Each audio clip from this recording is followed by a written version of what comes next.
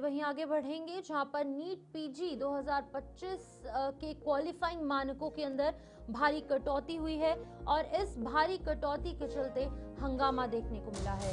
बिल्कुल मैं आपको बता दूं कि माइनस अंकों पर भी पात्रता से अब मेडिकल शिक्षा की गुणवत्ता पर कई बड़े सवाल खड़े हो गए हैं। डॉक्टरों की तरफ से ये चेतावनी दी गई है कि अगर मानक गिरे तो मरीजों की सुरक्षा खतरे में आ सकती है। सामाजिक न्याय बनाम मेरिट, ये दो चीजें देखने को मिल रही है जहां पर सामाजिक न्याय वर्सेस मेरिट बेसिस जो है यहां पर निकलकर सामने आया है और नीति में सुधार की मांग अब तेज होती जा रही है। आपको पूरी जानकारी बता दें, नीट पीजी 2025 के लिए जारी संशोधित क्वालिफाइंग मानकों ने देश भर के मेडिकल समुदाय में गहरी चिंता पैदा कर दी है।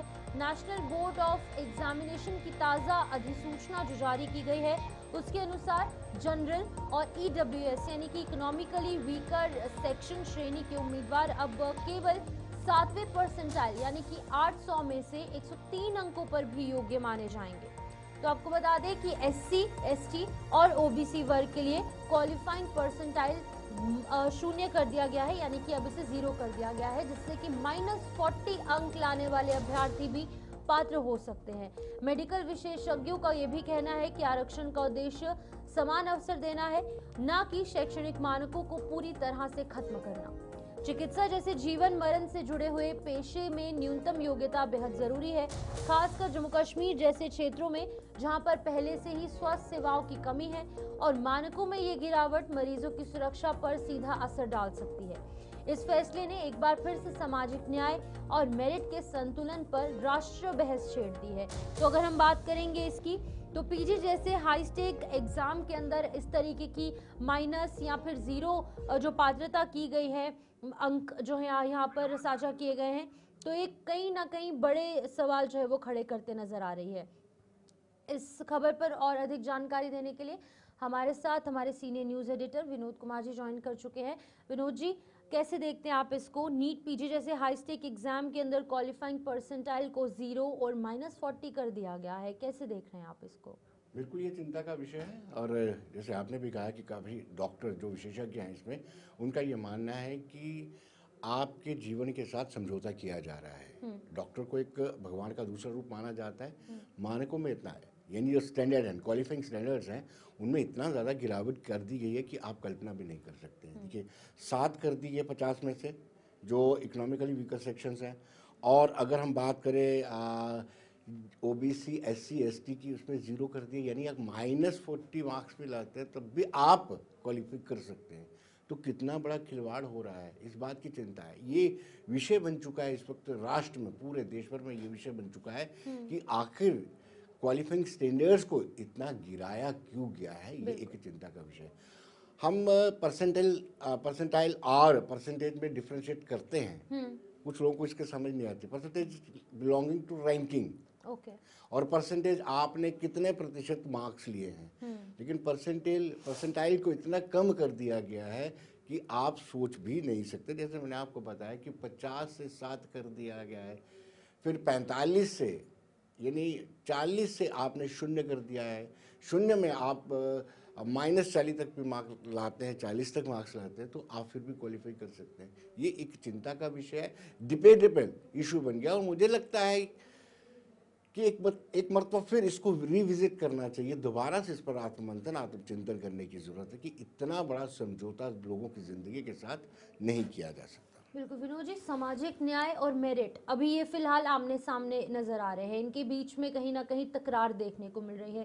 लेकिन सामाजिक न्याय का मतलब ये तो नहीं है कि जो मिनिमम लिमिट है उसे ही खत्म कर दिया जाए, ये कितना सही है? बिल्कुल शिवपल, सोशल जस्टिस ठीक है, आपको आरक्षण दिया जाता है, इसमें कोई दो राय नहीं है। आपको सोसाइटी के बराबर लाना है, आपको अपलिफ्ट करना है, आपकी अपलिफ्टमेंट लाजमी है, चाहे वो एससी हो, एसटी हो, इकोनॉमिकली वीकर सेक्शन हो, ओबीसी हो, ठीक है, वहाँ तक ठीक है। लेकिन जो स्टैंडर्ड है उनके साथ इतना बड़ा समझौता नहीं किया जा सकता, क्योंकि समाज में एक अलग सा मैसेज चला जाएगा। जो नए डॉक्टर्स बन के आएंगे उनकी काबिलियत पर भी संदेह होगा। बिल्कुल ठीक है, सोशल जस्टिस अनिवार्य है, लेकिन साथ साथ हमें यह भी देखना है कि स्टैंडर्ड, क्वालिफाइंग स्टैंडर्ड, उनके साथ किसी तरह का समझौता ना हो। विनोद जी, अब जो ये कम स्कोर्स पर ये जो डॉक्टर्स को चयनित किया जाएगा, इसकी वजह से कहीं ना कहीं जो मरीज हैं उनकी जान पर भी खतरा हो सकता है, क्योंकि क्वालिफाइड डॉक्टर्स नहीं होंगे जिन्होंने ऑलरेडी माइनस में या फिर जीरो में अंक हासिल किए हैं।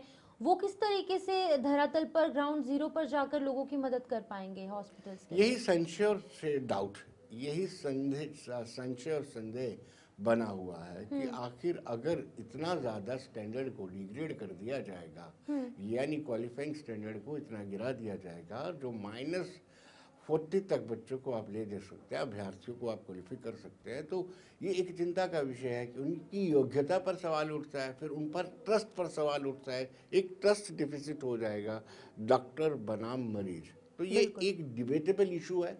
इस पर लगातार पूरे देश में इस वक्त चर्चा चल रही है कि ये क्या किया है ये बोर्ड ने।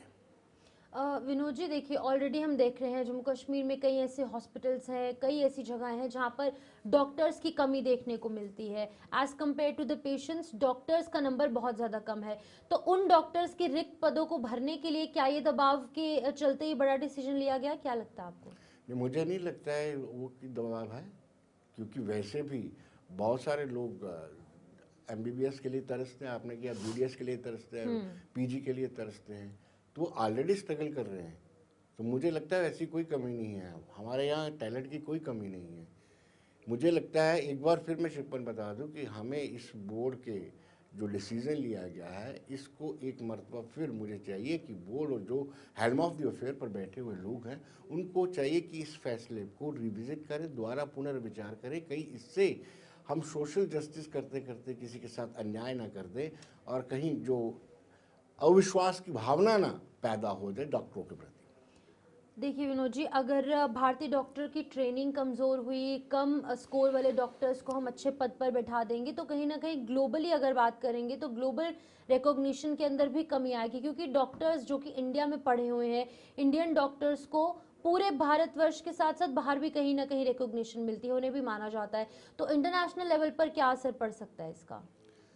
देखिए अभी तक की जो बात है, अभी तक तो यूके हो, यूएसए हो, बड़ी सारी ऐसी कंट्रीज़ हैं जो हमारे यहाँ पर हमारे डॉक्टर बड़ी कर्मठता के साथ एक तो स्पेशलिस्ट काम कर रहे हैं। कुछ तो मेरी जान पहचान के भी हैं यूएसए में काम कर रहे हैं, और इस तरीके से अगर उनकी चयन प्रक्रिया में जब नए जो डॉक्टर आएंगे उनकी चयन प्रक्रिया में स्टैंडर्ड, क्वालिफाइंग स्टैंडर्ड इतना गिरा दिया जाएगा, तो स्वाभाविक सी बात है कि जो अंतर्राष्ट्रीय स्तर पर भी इसका इम्पैक्ट पड़ सकता है।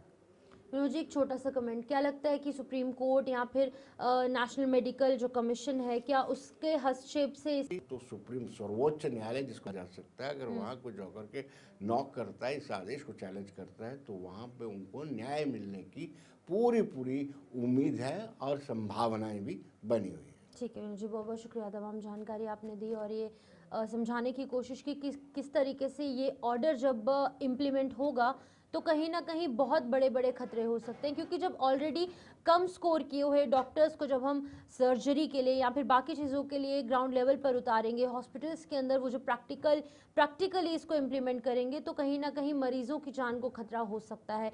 वहीं कहीं ना कहीं एक वर्ग के साथ भी अन्याय की बातें की जा रही हैं।